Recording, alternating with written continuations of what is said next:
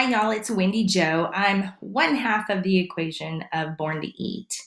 And one of the things that I've recently seen on social media is about whether to do baby led weaning or to do purees. And, you can only do one way or the highway. And, it just adds to that mommy wars that I'm not a fan of.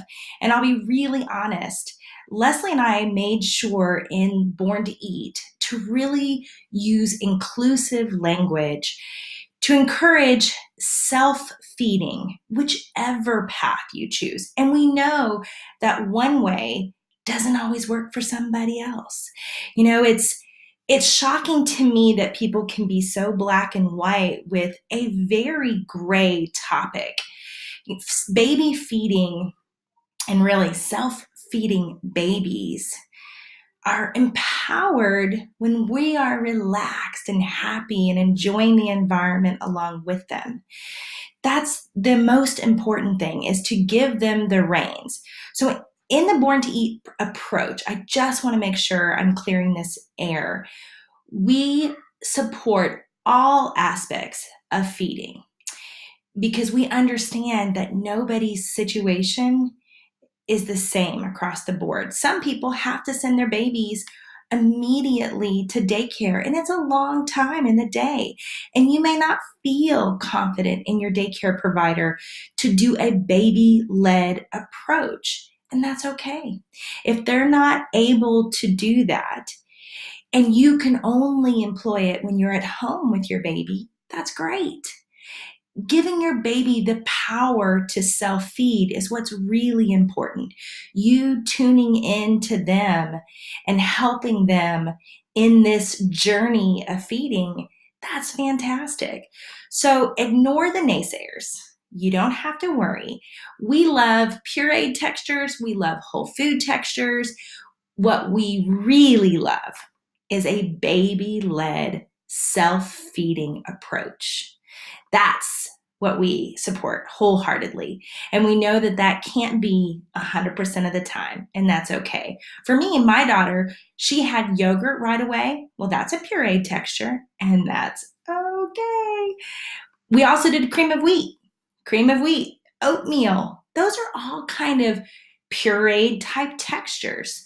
So yes, we want an infant to learn how to navigate across the board different textures.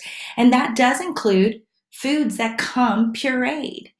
Yes, we do support the steak and the whole wedge of avocado. We think that babies can be empowered early on to navigate how to gum that food.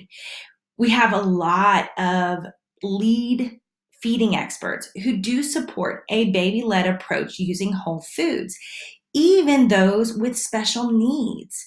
Like if you have a child with Down syndrome and they are struggling with strength in their jaw to be able to gum at it, this encourages them to learn this skill early on, but it may not be as simple and they may get frustrated. So that's where, adding in pureed foods would be a-okay, as long as you give them the power to self-feed, or you tune into their "I'm full, I no longer want to have another bite, mom."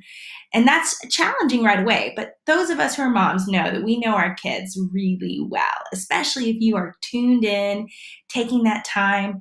And I'm betting that every one of you who are listening to this are those kind of parents. Because anybody who's taking the time to learn about a different feeding method shows that you are involved and you really do want to tune in to what your baby needs. So I'm hoping this leveled the playing field and took away some of the mommy wars, at least when it comes to pertaining to Born to Eat approach. We love all textures and we support all moms in the path that they choose. I hope you do pick up our book, because it does shed light on how to safely navigate the waters of a whole foods approach while also supporting those who have to do mixed foods. All right, take care, y'all. Bye-bye.